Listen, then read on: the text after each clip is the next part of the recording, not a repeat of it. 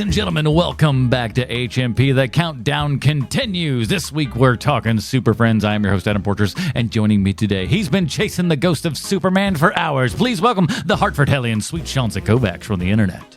I fear your brain is locked in that Android.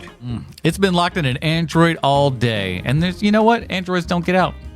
They just get in the corner and they have to get on their little charging dock.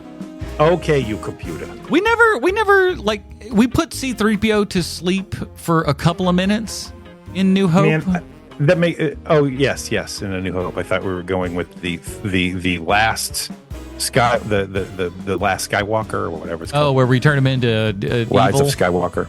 Evil. You turn him into a C-3PO. bad guy for 30 seconds, and there's this tearful goodbye, and then he's right back. You know.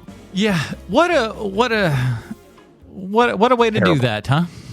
Terrible. they just awful. They just screamed at it and they were like, there you go. I feel like we could have turned C-3PO off a lot more often, and perhaps that would have, saved a lot of things. He's kind of like the Pippin, the Marion Pippin of the Star Wars universe. He's just causing a lot of the chaos and trouble. Sure, he can do a little something here or there, but by and large, if you rid him out of the story, things might be a little better. Who's Marion Pippin? From Lord of the Rings.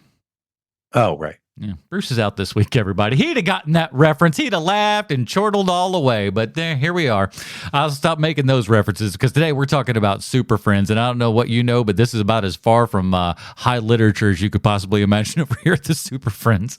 But we'll get into all of that good stuff. Before we Hanna-Barbera's Super Friends. I gotta say there were moments in this where you totally forget that it's Hanna-Barbera because there are moments where the animation is not awful. There's some stuff going on. Towards and you're the like, later wow. episodes. The later episodes are a lot better animated than the early ones, which is usually not the case. Yeah, usually they're just like, we're so sick of this, we've churned it all out, and the people in Korea are very, very tired. They don't want to do this anymore. They're just 15 frames a second. Shut up. Yeah. Just let them go at it. But we're going to be talking about 2 episodes today, and these episodes were rated number 1 and 2 over at CBR for their Best Super Friends episodes, and we were a little dubious. It's CBR, so sometimes there's some good things, sometimes some not so hot things, but they're good for a headline here or there over there at the CBR, so we figured, hey, we'll give that a shot and see if their selections measure up to the best of all time. Who's making that list? I can tell you the guy's name, which honestly is, I don't know that he should get credit for being the author of this. It's Derek Farchi, F-A-R-A-C-I. Derek is the training lead for CBR, Collider, Movie Web, and Screen Rant, which means he has 58 writing jobs that all pay him a nickel. Man, that sucks for him. Yeah.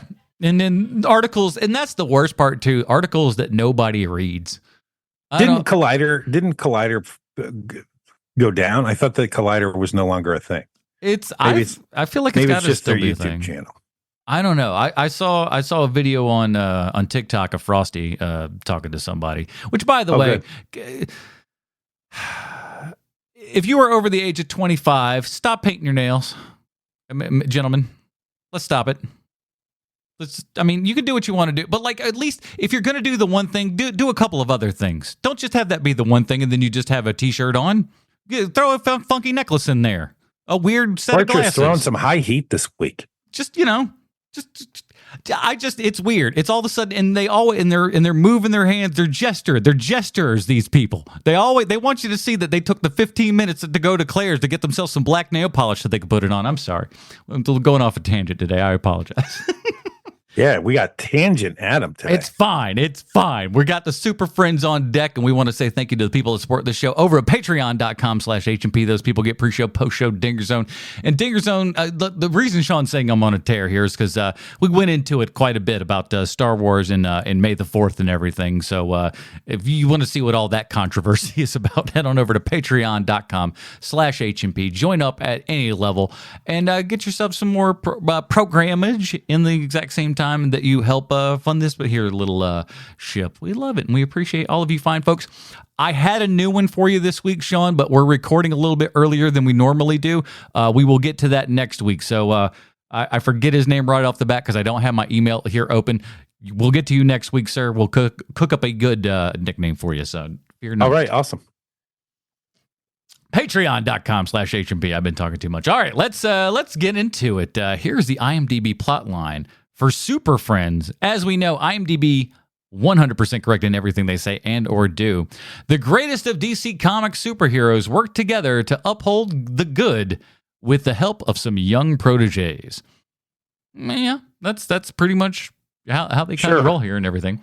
So the two episodes that we're going to be talking about are History of Doom and the other one's called The Brainchild / The Case of Stolen Powers, which is where I kind of want to start with The Brainchild. That's the first episode that I ended up watching, and it was the episode that made me go, "Oh, have we made a horrible decision?" Well, it's a two-hander. Yes, which I did not understand, but it would make sense because there's two different titles, so of course it's going to be two shorts. Yes. And the first short did not give me all the greatest of hopes, but boy, things jump up a little bit from there. This show is created by Gardner Fox, which is, come on, what a name that is. Oh, do you not know Gardner Fox? No, I mean, I know the name from the, all the little junky stuff and stuff, but what, just the name itself, just if you can write yourself a name, Gardner Fox is a pretty sweet one. Well, he's the reason why most of the DC folk. Mm-hmm. He really did, like, when you think of like hokey superheroes and stuff, like during the Silver Age, that's all Gardner Fox, man. And it just making these characters iconic and their costumes looking the same from issue to issue and all of that. That's all Gardner Fox. Yeah. Well, let me sell everybody on this on these here CBR recommended episodes of Super Friends, because this sucker's got everything. We've got Cyborg playing chess with a robot. 2 seconds in and we're already stealing from Star Wars. My God. Then, guess what? The Ed 209 busts through the wall like the Kool-Aid Man. Don't worry. Does it ever? Don't worry. One shot melts that bad boy. We got blue beams, firestorm transforms, Cyborg, a grown-ass man, gets kidnapped by a Hulkbuster. Creeped out by all of Cyborg's fleshy bits hanging out. Don't worry. There's a giant all-white robot, and we put him inside of it.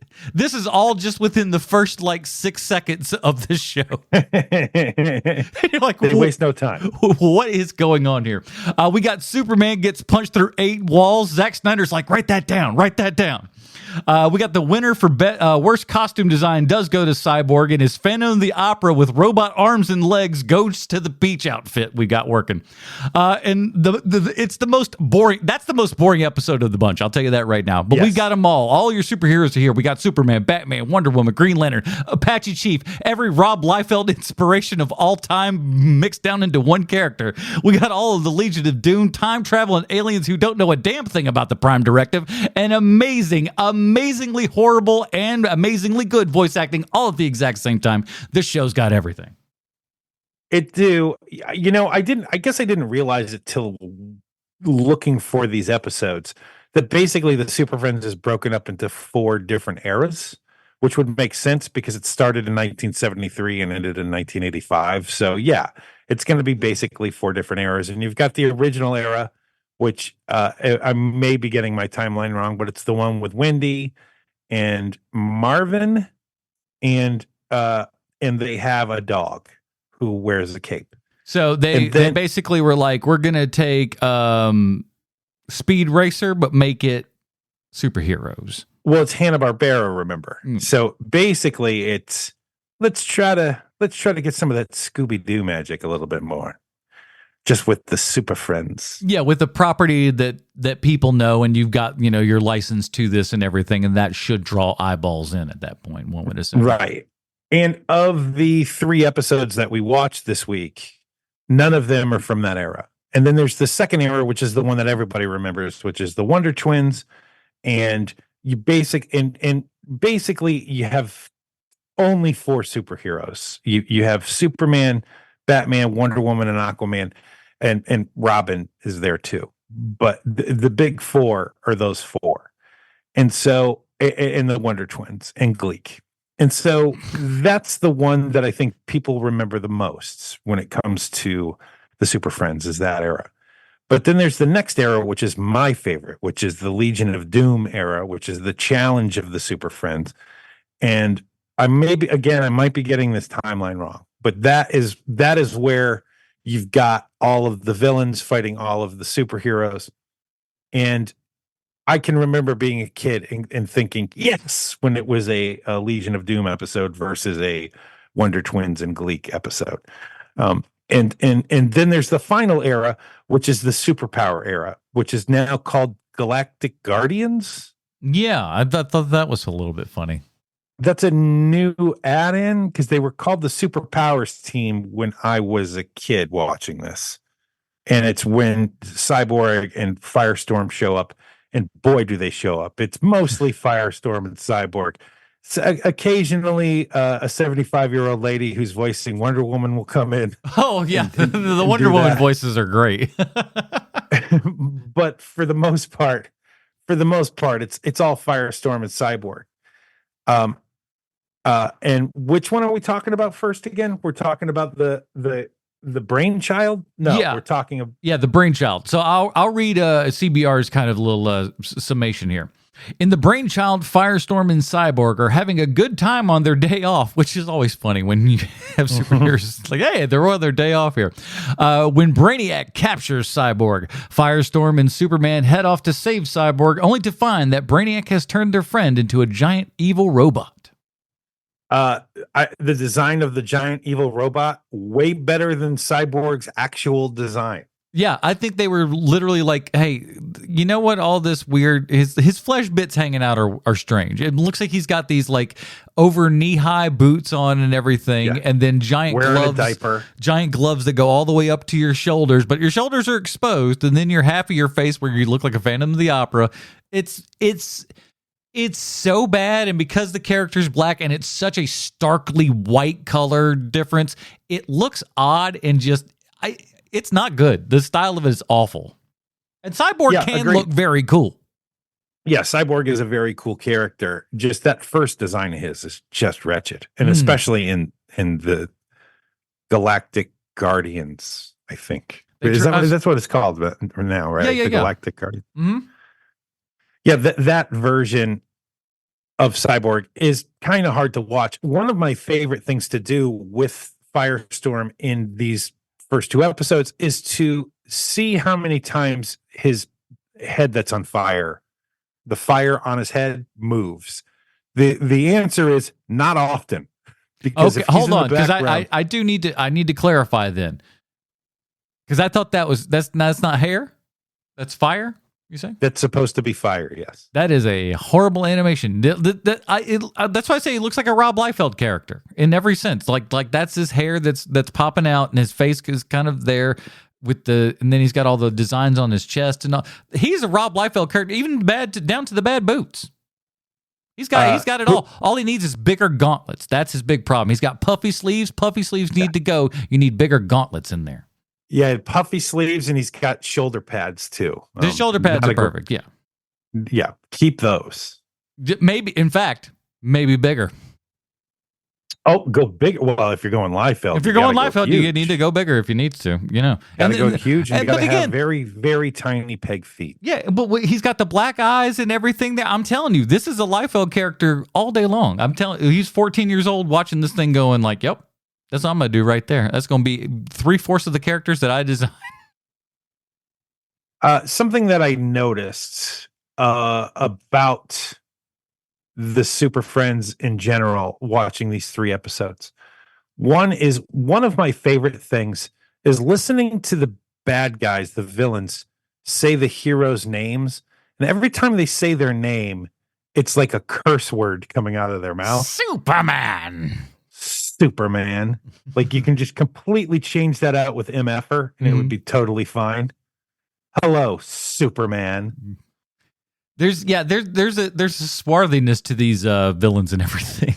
There is. It's fun. They're allowed to be mustache twirling villains, and to a degree that there's so much fun that's involved with that. And we'll get to like the Lex Luthor backstory and everything, which just beautiful. It's the best. Oh, it's just the best. The Lex Luthor backstory, because it's that compressed Super Friends storytelling, Oh yeah. which is so they have to cut corners time wise and funny wise and animation wise, and so it's it's the perfect way to tell the story to someone who and I like that they kept it because this is post crisis, right? The More, no, no, no, it's not. It's not post crisis yet. Probably like 87, when that is it? story comes out, because crisis is 86, 87. I thought it was 87. That's just my guess off the top of my head. I'm just guessing too. But this show ends in 85, so it was probably made just before that, which means it's the old Luther story where the reason why Luther is his arch nemesis is because he made him bald as a kid. You son of a gun! I'll get you one. Controversial thought here, but way better origin story in my opinion. Hey, listen, it'd make me awful angry. Somebody If just a goes kid like, made by the me way, bald when I was 13, I'd be really, really sour with that person too. I do love how it's just a grudge that never goes away. Like even if you get a victory or two, some sort of empiric thing, but it's still just like, nope, not good enough. I got to keep pushing. Got to keep pushing on this kid because he made me bald. So, and I can't grow this back, and nor can I wear a wig unless I'm Gene Hackman. Right. Unless then you can just slap one on because slap one on, so to speak. Like, don't forget about the totally non-problematic Kevin Spacey. Oh no, as a bald Lex Luthor. Although I think he actually shaved his head. No, he totally did. And actor notwithstanding, movie notwithstanding, he wasn't bad. Like it wasn't. No, he's great. I think he's great in everything he does. It's like his was not the problem with that movie. No, not at all. So many other things with it. Yeah. What case does Firestarter have? It's like I don't really know much from the character. I've always been mostly a Marvel guy growing up and everything. So like I don't know from like as far as I'm concerned, he almost feels like Hanna-Barbera made him up. No, not at all. I didn't think so. DC but Comics. Yeah, but just a character I'm not familiar with. Firestorm is Ronnie Raymond and his college professor fused together to form Firestorm. Okay. And so that disembodied head that you see when Firestorm is flying around, that is his professor. Mm-hmm. And so when they're back to just being normal folks, it's two different people. But when he's Firestorm, Ronnie is the main person you see, right? Because nobody wants to see a flabby, 57-year-old trying to get tenure college professor in that suit. Nobody wants to see that. Maybe Bruce Leslie does. Maybe, as a matter of fact, he would prefer it, and he would want to play that. Why is he not fat? Why is he not just stumbling all over the place? How come he's not a fat, dumpy guy with a gray beard? Why isn't he that? Why isn't he me? Why am I not him? What's going on here? I demand answers. I think he just wants to be in things. Just let him be in stuff. Just let him be in something, for crying out loud. The man just let him have some fun. For God's sake, make him an Ewok. He's tall enough. He's the shortest Ewok we got. What the hell's going on here? I gotta say, one of the big surprises to me watching it this time around is the voice talent of the Super Friends later, like during the Galaxy Guardians or whatever they're called, Guardians, Galaxy Guardians, whatever. Yeah, that was the biggest shock to me, that the old guy who used to do Batman's voice has been replaced with Adam West doing the voice of Batman. There were some choices here amongst a lot of the acting that I was like, wow. Shockingly decent. Like Superman's okay. He's not amazing, but he's not awful. And it's the same guy throughout the entire run. Yeah. He's quite good. Like Wonder Woman's pretty bad. I mean, yeah. And it's the same voice. It's the same lady, but she's starting to get that old lady crackle in her voice as she's talking. It's pretty noticeable, especially during the later episodes. She was old when it started, though. It sounds like. But they kept Casey Kasem as Robin, which was awesome. I was glad they did that. Great little one line where you see him at the back. Like you don't, I don't even think you see Robin. You just hear him in the background go. That lady though, you could almost hear her lips coming off the cigarette from the microphone. But did you recognize the voice of Cyborg? No. Ernie Hudson. Oh, is that right? Wow. Yeah. Okay. As a matter of fact, I don't know if you know this story or not, and I don't know if this is apocryphal or not, but Ernie Hudson was a voiceover talent before he was a Ghostbuster. Like he did a ton of voiceover work. Wouldn't that be hilarious if if they were just like, hey, you can't get in for this Ghostbusters on account of. Well, that's exactly where I'm headed. Oh wow. He wanted to do the voice on Ghostbusters, on the real Ghostbusters, and they said no. I mean, I could understand if like you didn't want to pay the check, maybe. But like, I think that might be the case, but it's not like you're getting Arsenio Hall for nothing. I mean, Arsenio Hall is still going to cost you some money, although he doesn't have the talk show yet. He doesn't have any of that yet. Yeah. But what a slap in the face that Ernie Hudson wants to do it and you say no. Just ridiculous.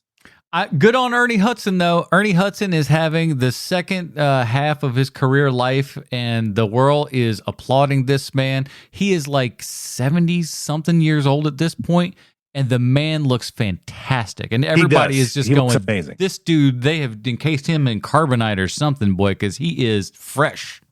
He looks great. And by the way, before all this started, we've been Ernie Hudson fans forever. Oh, yeah. Go back to our Crow episodes, people. Pro Ernie Hudson, even before that Jack picture of him came out. Mm-hmm. Don't care about the Jack. Always been an Ernie Hudson fan. You know what I'm not a fan of? Jack J.K. Simmons. Stop it. Stop it. There ain't no reason that Jim Gordon needs to be pushing 3 plates. Stop it. I don't know. I think I do like him in the in that drumming movie, and he's pretty jacked in that. Well, no, he's svelte. He's svelte in that one. If you saw his gym pictures just before this Jim Gordon thing. Oh, yeah, I have seen those. Oh, Lord have mercy. Stallone is looking at him going, calm it down, old timer. A little much. Yeah, maybe cut back on the HGH there a little bit. Why the gold lifting belt? That's what I want to know. It's like made of gold. Because he's the champ. What the? He's the champ. It had to like that's the only thing I could think of. It's like, what are you writing a rap album? What are you doing? Because he was wearing like a beanie and wearing a gold weight belt. That picture's wild. The veins in his forearms. I'm jealous, is what it is. I don't have the access to those drugs. Come on now. So I don't know if you noticed this or not, but whenever Firestorm turns back into Ronnie Raymond, mm-hmm. Did you notice the clothes? No, not particularly. Short sleeve shirt, like kind of bell bottomy pants, which is, it's 1985. It's a little outdated, but you're as a child, I didn't recognize that. I didn't notice that. Yeah. What I did notice is that Ronnie Raymond is wearing a short sleeve turtleneck shirt. Oh, yes. Now I'm looking at it. What a choice. Why? Okay. So here's the thing, right?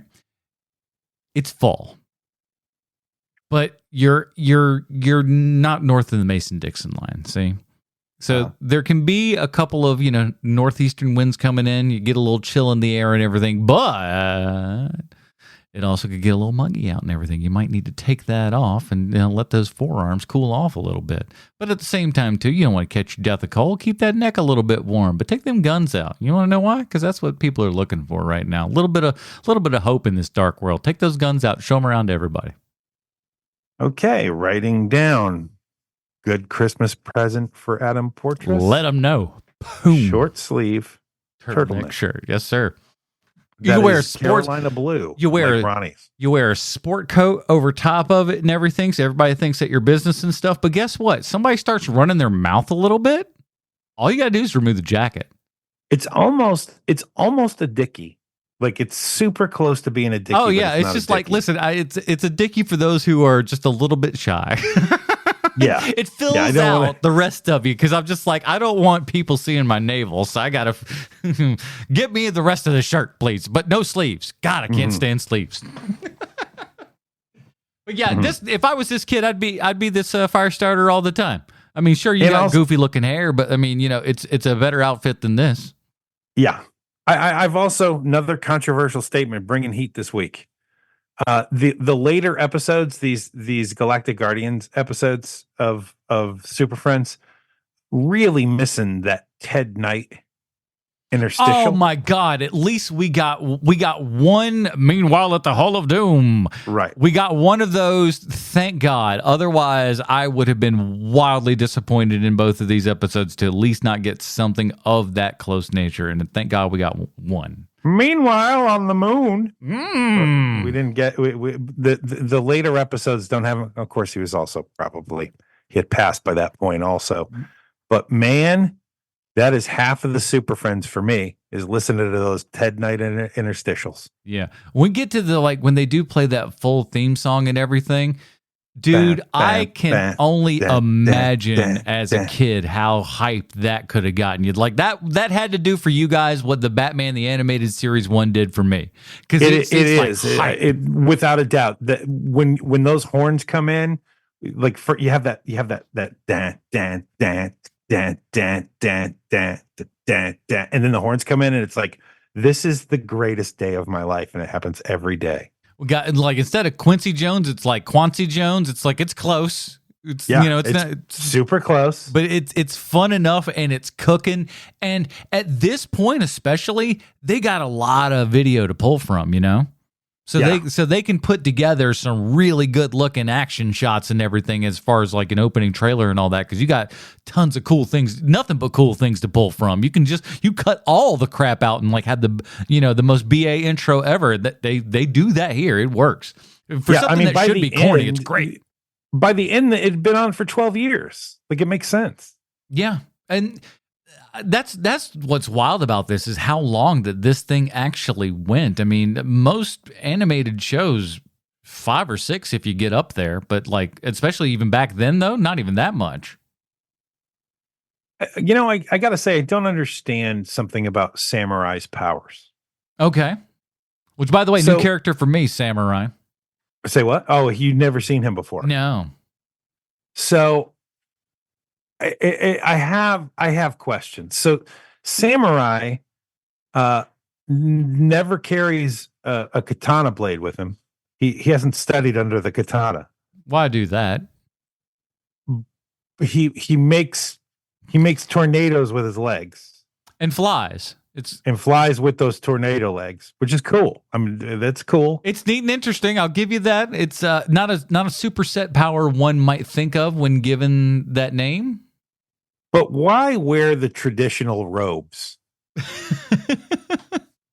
That's my question about Samurai. Hmm. He's got the traditional hair and the traditional robes, but he doesn't do anything that a samurai does. He makes tornado legs. Yeah, yeah. I fly with my tornado legs, and is so easily stopped. It's like I'm going to Yes. throw one tire over him instead of just going like, "Hey, maybe not," and dodging the rest of them. 4 more tires continue to go on top of him, and he's stuck. And it's just like you are the lamest superhero. Robin's little "yeah" in the back is more heroic than whatever the hell you just did trying to fly with your tornado legs, getting hit by tires. It's terrible. Well, let's not short sheet Samurai here because I think the character is neat. I really do. Like it's a neat idea, and I understand that this is a thing for kids. You don't want to perpetuate stereotypes. And then you have the chief. Well, there's that. There is that.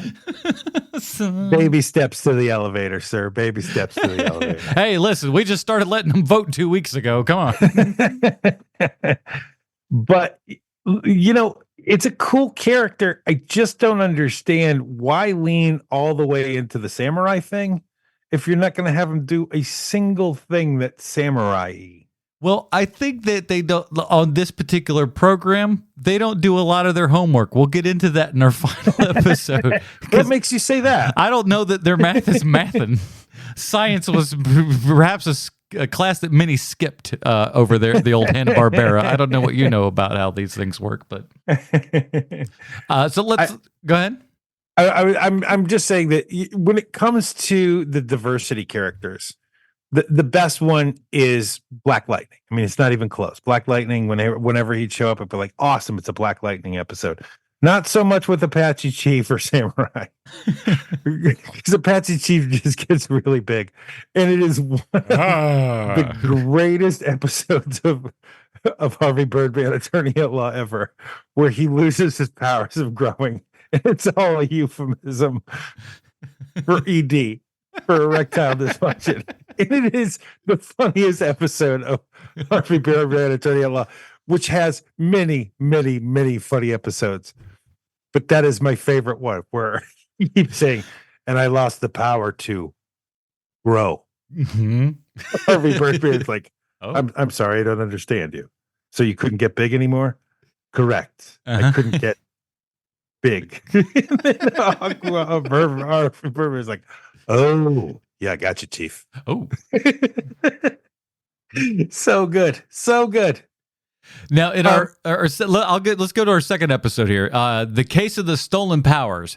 Penguin and Felix Faust use a spell to steal Superman's power and use them to break out of prison. The two villains are too powerful for Superman-less Super Friends to defeat, but when Felix Faust gets greedy and takes the powers away from Penguin, a firestorm turns Faust's crown into kryptonite, weakening the sorcerer.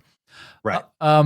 This is where the show started to get good for me, because that first, the Brainchild with Cyborg and Firestorm, with the whole. By the way, I did like the Brainiac design and everything. That looked cool. Oh, voice wow, cool. What an upgrade, right? Very nice. He had a glow up between seasons, because he's way better in this one. Very cool looking. So, but that whole episode was like, I was like, oh boy. I started late and I was like, man, this is not. This is not going to be good for me on this one, man. I am getting tired. But the second half rolls around with the Curse of the Stolen Power, or the Case of the Stolen Powers, and you realize why CBR put this, up as high as they did. Yeah. Holy crap, it's fun. It sure is. And if you're going to make the Penguin, make whatever kind of Penguin you want. We got the one in the Batman last year or 2 years ago, whenever that was. Mm-hmm. That's a pretty great Penguin. I think that's a fun Penguin. Danny DeVito Penguin, everybody your age seems to love that one. That's probably your favorite one, correct? I think I like Batman the Animated Series. I like he's so dignified and everything. Yeah. But and then you've got the skinny Penguin from Gotham, who was the best character on that show. Yeah, except for maybe Meredith, the kid who played the Joker, but not the Joker, but the Joker, but not the Joker. Yeah, like. Those are the two best characters from that show, and Fish Mooney, which we all love and adore. I'm surprised they didn't call it the Fish Mooney Show, frankly. The Fish Mooney, yeah. More Mooney. I can remember rioting. Welcome back to the Fish Mooney Hour. But for me, my favorite Penguin is the Penguin that's in this episode, because he's like 50% more Wario. And that's the way I like my Penguin, because he's constantly doing like, I'm like, he's constantly doing stuff like that. But I got to emphasize again, he's not doing a Burgess Meredith, which could have so easily been the thing that you gravitate to, Right? You kind of break the mold here with that, and like, okay, that's how the Penguin talks, and this guy decided to go in another direction. That's fantastic. It was, although he's still drawn like Burgess Meredith is the Penguin. Oh yeah, but that's what I kind of like, is a juxtaposition, because he kind of looks like him, but certainly doesn't sound like him. So it was good. It was pretty cool. That was cool. I don't know anything. Literally, I know nothing about the character of Felix Faust. This is the first time I've ever seen him in anything. I'm not kidding about that. Yeah, no idea. I don't know if it's and the case might be that I've seen him in other things. He wasn't dressed like he's about to fight in the Crusades. Yeah. But how great to hear Frank Welker's voice, huh? So good. And like to me, that was like the thing right there that just like brought some gravitas to this whole thing. And it was just like, oh, okay, we're doing some stuff now. It feels like this cartoon just got serious. I mistakenly watched a different episode first when I was watching these, because I watched instead of History of Doom, I watched Seeds of Doom. Yeah, there's a couple that are all that are. Doom That's why is it the took me last word. so long to figure out where the heck these episodes were. Yeah, and the episode that's Seeds of Doom is a dark side episode. And imagine my thrill when Darkseid comes on screen and it is the voice of Dr. Claw from Inspector Gadget. Same voice. Oh my word. The exact same voice. And then Calabac comes out, his son that looks like a dog. Yeah. He comes out and he's got the voice of Starscream and Cobra Commander. Same voice. And it was glorious. And I was like, they figured it out. Hanna-Barbera figured it out. Let's spend no money on animation, spend all the money on the voice talent. Like, it's not like we're bringing in superstars, but if you're bringing in those guys, the guys from Transformers and G.I. Joe, kids know those voices. And at the time, I didn't realize it was all the same people. Yeah. But today I did. But like, because I'm a smarter boy. There's a quality and a tone to them, and really, those guys are of a time. Like Mel Blanc was of his time for that and everything. These guys were of their voice actors of those times. That are just kind of those standouts and everything that you may not have heard it, but like they're so ingrained into everything because those 15 guys did everything. Yeah. And unlike Mel Blanc being that one guy that just did everything. Yeah. Just like, I'll be Granny too. Don't worry. I'll do all of it. Yeah. No. What do you need? A cockroach? I'll do that voice. Sure. I had a little 45, which was this when I was a kid, when I was a child. I had this 45, which was This Is Your Life, Bugs Bunny. Mm-hmm. And it's this little story where it's like an award show. And I figured out when I was a kid that it was the same, that it was one guy doing all the voices. Like literally every voice was Mel Blanc on this record. Mm-hmm. And I remember thinking, how is he doing this? And then you just take it for granted later, like, oh, it's just Mel Blanc. Yeah. And that's what Mel Blanc does.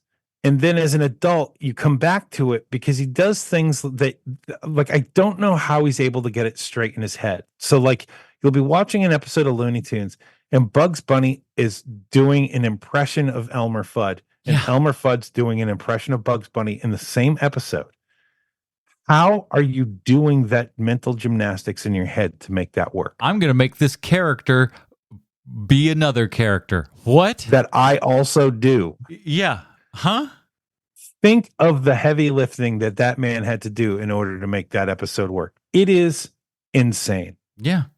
Like the only person that I think kind of comes close to having some, a modicum of talent like that. And I don't, in as much praise as I'll give to the guy, I don't think he's, Mel Blanc quality, but Phil Hendry. Yeah. Just somebody that can juggle that kind of thing. And, at least Mel got the opportunity to have different takes. Phil was just doing it live on air. Have I ever told you the story where the girl that I was seeing at the time, we were driving home from doing something, and Phil Hendry's on the radio. This is how long ago this story is. and it was during that one weekend where Jerry Lewis was being interviewed by Martin Short, and he said, "I don't find women funny." When Martin Short asked him the question, who's your favorite female comedians? And he's like, "Oh, I don't find women funny." And he said it as a joke. It was just a joke. And the audience literally laughed when Jerry Lewis said that. But if you just take that out of context and you put it into a newspaper, like people are like, "Oh my God," and people are up in arms and people are lighting the world on fire about it. Phil Hendry goes the other way with it. And he says this other voice where he's like, he's talking about how I think I know a little more about comedy than most people because I live in LA. And so Phil Hendry Jerry Lewis is correct that women aren't funny. And meanwhile, I'm in the car with a female comedian, and she is losing her damn mind because she doesn't know who Phil Henry is. What is this? How And can I you am say laughing these and laughing and laughing because I know the joke. I get the joke. And she's mad at the radio. Now she's mad at me because I'm laughing so hard. And she literally pulls the car over. things? And I was like, because we were in her car for some reason. And I was like, this is Phil Henry. He's doing this so that real people call in madder than hell. This is literally what he does. And she's like, this is his job. This is what he does. And I was like, yes. And he's been doing it for 100 years. Yeah, this man is like forever. This man is like 100 years old, and it still works because you just had to pull over the car. So yes, this is Phil Henry. And to this day, it's the first thing I think of whenever anyone name checks Phil Henry is that night. I always like because the first when I don't know that I had figured it out, but like he was trying to read the news one night. And Bud Dickman was messing with him, shooting rubber bands at him while he's trying to read the news. And so he can't do it. He's getting frustrated. So then he calls David, the program director, and David tells him just to quit being a baby and read the news. So he's trying to read it, and he's constantly being hit with rubber bands and trying not to go insane. And again, he's doing 3 parts.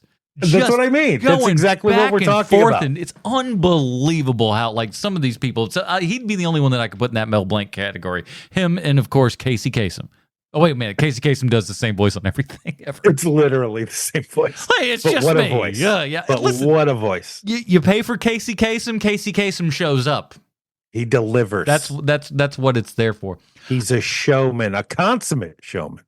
I love the idea of this second episode when it kind of, there's no rhyme or reason, but we figure out, hey, this guy in jail somehow has all the goods and everything to pull Superman's powers from his body and then in the shape of a Superman. In the shape of a Superman.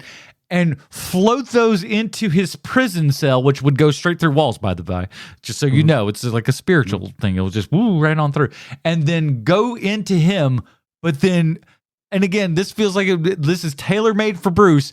Penguin jumps in front of the spirit to catch it instead of the magician guy. And he's like, yes, I've now got the power of Superman. And he just takes off and fly. He rips open the jail cell, rolls out. By the way, are we sure that Penguin knows everything about crime? I don't think so. Because he goes to the bank and he goes, I'll take the whole, the vault here, but he only lifts off the door. Does he think that the whole vault is the door? Oh, sir, I'm sorry. That's not just the door he took. He took the whole thing. How did he take? You're not walking in that thing. That's not a walk-in vault, I'll tell you that. That's not a big enough room. That was like a walk-in closet. We're talking about Hanna-Barbera animation here. I mean, to put that 5 more virtual feet would have cost us an ungodly amount of money. So we decided no. But I do also like that he was thwarted quite easily. It's kind of the joy of these, right? Like the fact that they broke this episode into 2 different stories.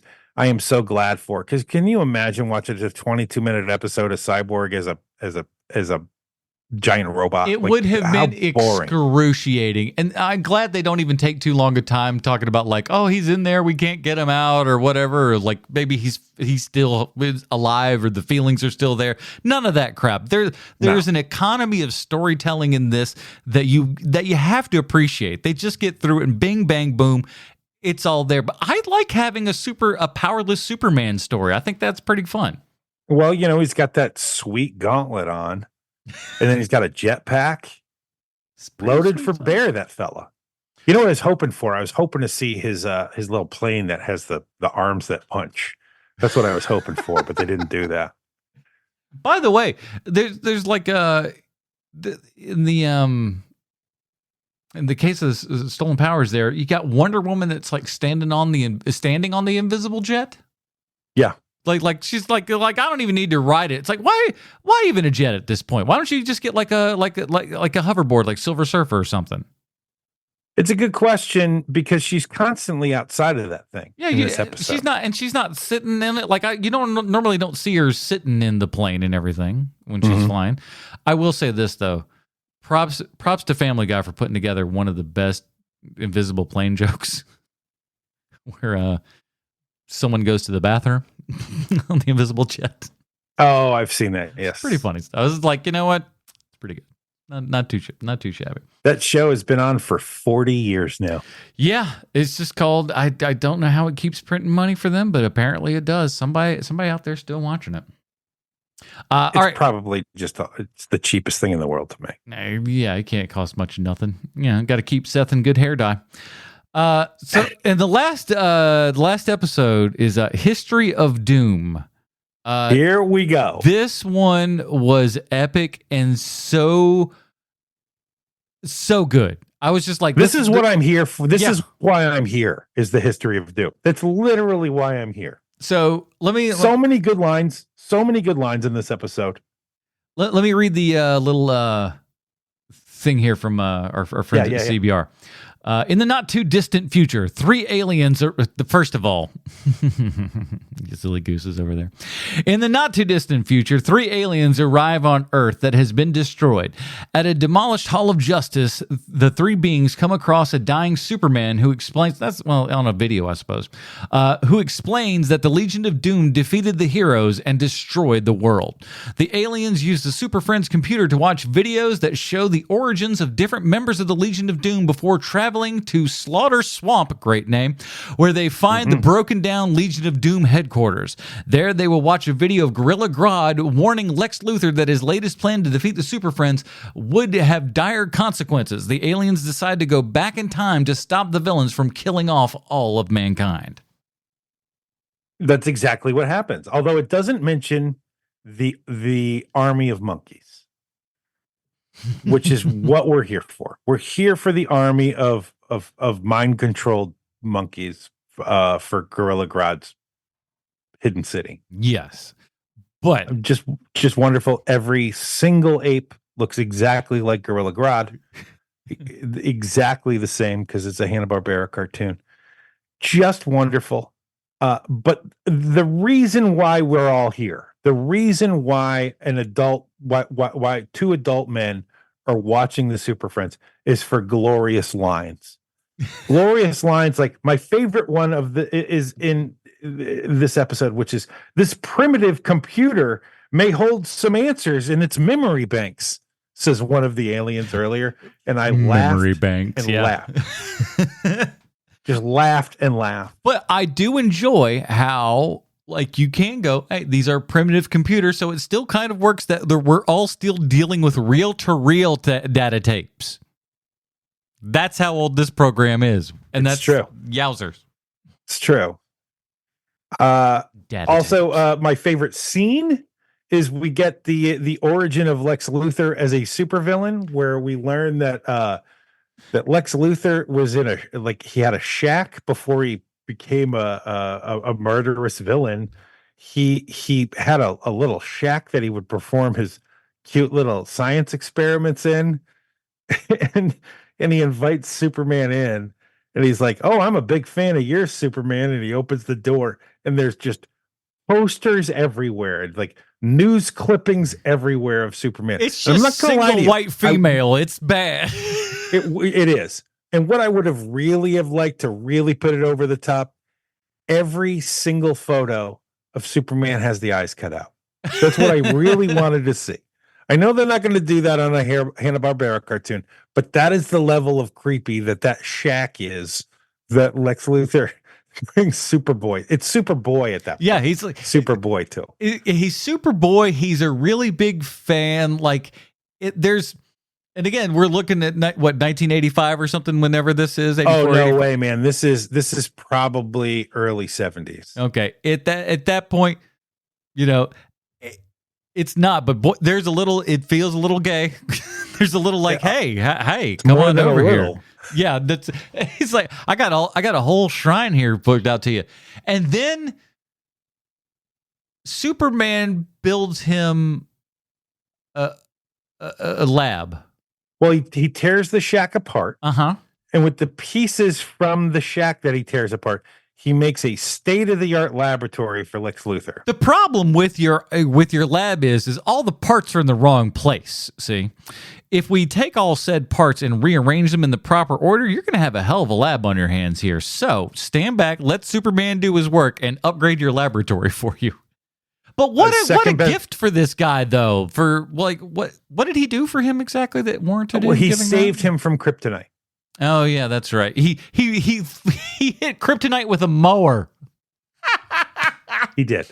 He's mowing a lawn. Superman is down there, and there just happens to be a kryptonite rock that falls, and it happens to be Lex Luthor driving a rideable lawnmower to knock that rock out of the way. And he says, "Hey, thanks for that. I'm going to build you a science lab." That's how you do it. Well, at least it didn't cost him nothing. I suppose that, again, it's just all reclaimed wood that he put that together. And by the way, how ugly was that? It's all modern and blocky and just terrible looking. Ugh. Yeah, at least the cabin had some dank to it. There's no dank in that There was lab. design to it. You just gave him a box. It was just like a beige box. I'm like, that sucks. That's a sucky lab, or at least on the outside. You had all the cool gadgets inside, of course, but the outside was like, it just looked like any old, Superman's a fan of brutalism. Nah, it was brutal, all right. Brutally bad. It was not good. This leads to the second best line in the entire episode, which is Lex Luthor looks around his new lab, his new state-of-the-art scientific lab, and he says, "I'll be the world's greatest boy scientist." Boy scientist, yes. I love the qualifier. Not just regular scientist. I don't want to shoot my star too high. I'm going to stop it at boy scientist. If I'm 46 when it happens, I'll be 46 when it happens. But I'm going to be the best boy scientist there is. And I'll have these luxurious red locks forever. Which is, again, a great bit of story where Superman trying to save Lex Luthor hurts Lex Luthor, and then that becomes the catalyst for his actual hate. So much fun. Because his hair fell out. Made his hair fall right out. But and they made it fall out and looking good, kind of like Ralph Wiggum. Yeah. So it's kind of perfect. So you could see how that, if you're like, let's call him 18, just to be nice, and your hair falls out due by Superman or Superboy rather at this point. When do you make that differentiation, by the way? When you go from Superman to Superboy, when he started getting laid. Oh yes, Superman, like the skies open up and all of a sudden it just goes, I'm a bit of a Superman now, I think. Mm-hmm. So, yeah, let me throw this cape around my shoulder and just walk out with my head held high because I'm a Superman today. And we start going through all of the origin stories of the villains. Like there's no Solomon Grundy, which I was bummed by because I wanted to see Hanna-Barbera's version of burying a man alive. I wanted to see that, didn't get to see that. Also didn't get to see the Brainiac. Yeah. Origin, which was also a bummer. But to kind of soothe them aching joints, they did give us the giant lady whose name I forget because there's like 17 giant ladies in DC. I don't know which one this was. Big Mama. It's not Big Mama. No, it's not, but that's my favorite. But her origin story is the greatest origin story of all time because she steals some of the magic pixie dust that Apache Chief gets from his chief. Apache Chief also has a chief in his Apache Super Chief. Apache Super Chief, man. Yeah, that's going to be my CB name. Apache Super Chief is the new one from Chevy. and she steals some of that magic Indian dust, and she has the third best line where the Apache Super Indian Chief goes, "Be careful with that. You don't know what you're doing." And she turns to him and she says, "Quiet, old fool. I know what I'm doing." And she throws it on her head and becomes huge. She's just glorious. I got my powers from stealing from the Native Americans. Fantastic. She's like, the character's even better today just because it's a mean old white lady. Yeah. Yeah. who's looking at the Native American going, give me some of that good gold you got there, boy. I'm going to put this on me. It's like, no, it's going to be bad. It's because you're a bad person. It's going to make you even worse. She takes it and she just goes, yes, I'm even worse and I'm bad. It's all good. Thanks. Appreciate you.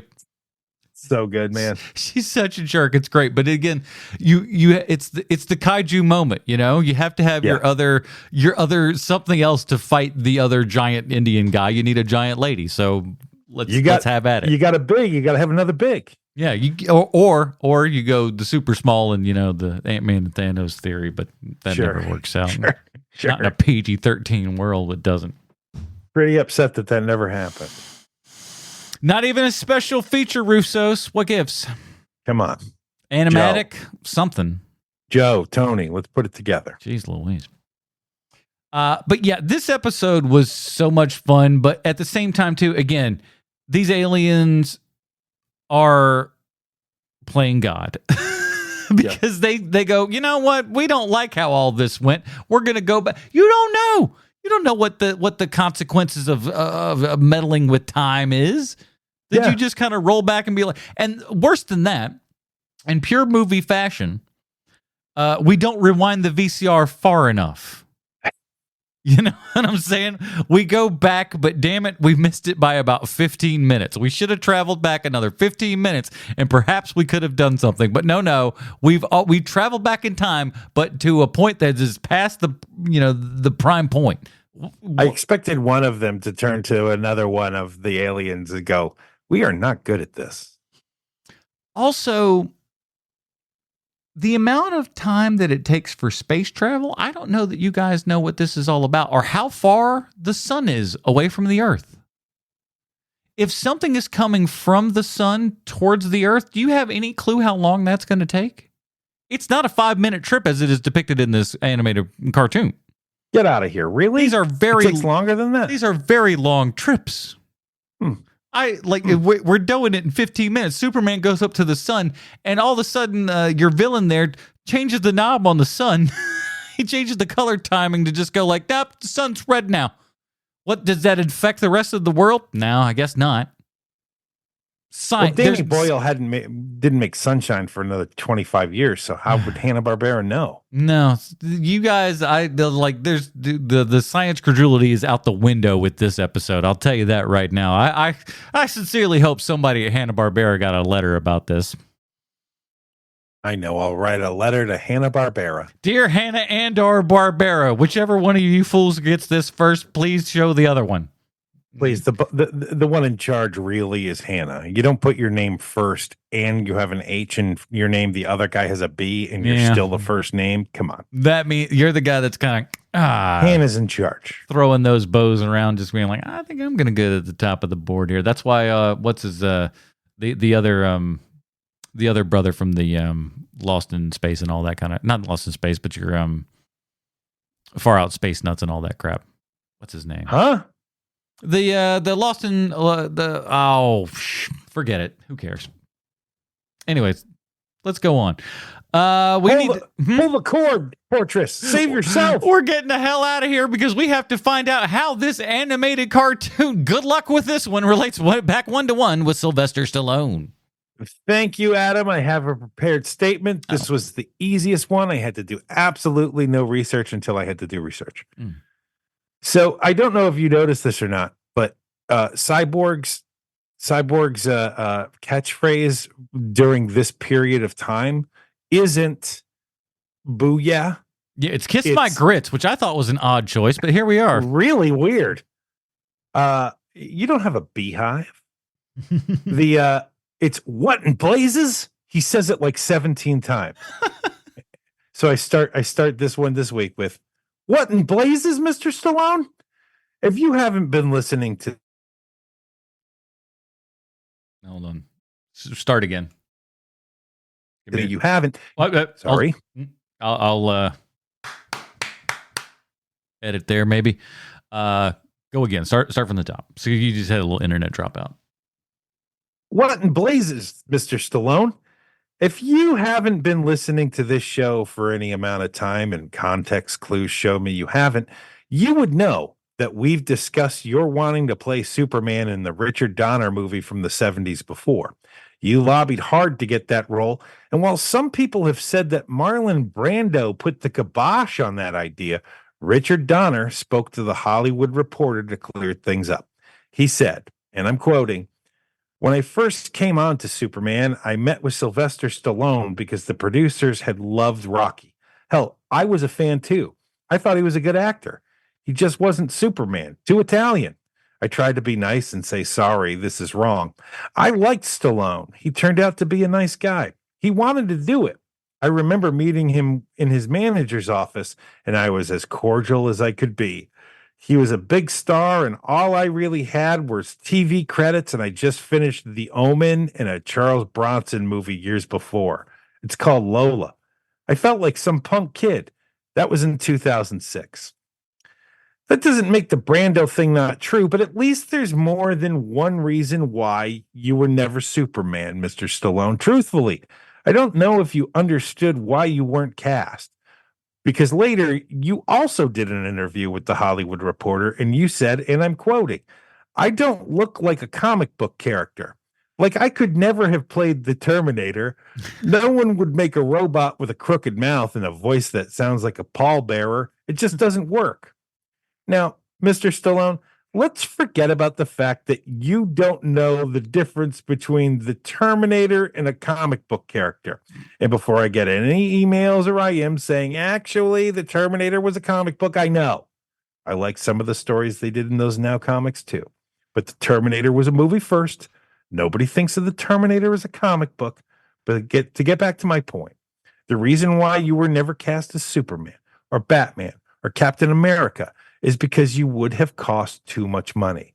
Most of the film's budget wouldn't go into the special effects needed for those movies. It would have gone to you and your weird demands, like probably, I don't know, a jetpack or a fancy Italian car or something. Don't believe me? Judge Dredd sucks. Samaritan sucks. You know why? Because of the allocation of money.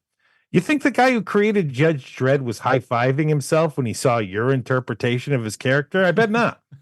And even though he probably wanted the movie to succeed so there'd be more Judge Dredd movies and he would make more money, there was probably a small part of him that thought, good, at least I'm not going crazy. That was really awful. And there you have it, Mr. Stallone. This week's Stallone Connection is the character of Superman himself. I hope to hear from you soon. You're running out of time to talk to me. We've only got 2 weeks left. Your pal, the Hartford Hellion. Rennie Harlan was on Adam Carolla's podcast this week, talking about Cliffhanger. Uh-huh. And interesting stuff, Al. Like, Stallone really begged for that movie. Really? Like, Harlan did not want him in it. Like, this was like right after Oscar and Stop or My Mom Will Shoot. So like his career was in the toilet at this point. Sure. So he was like, Rennie was like, I didn't want him for the role. He's like, I wanted somebody, like Burt Reynolds or something like that. And he was just like, I'll have lunch with him. And like, he just kind of sweet talked him and was like, please, I need this. I need to get back into stuff. And like he said, listen, I have the reputation of, the reputation that still precedes him today.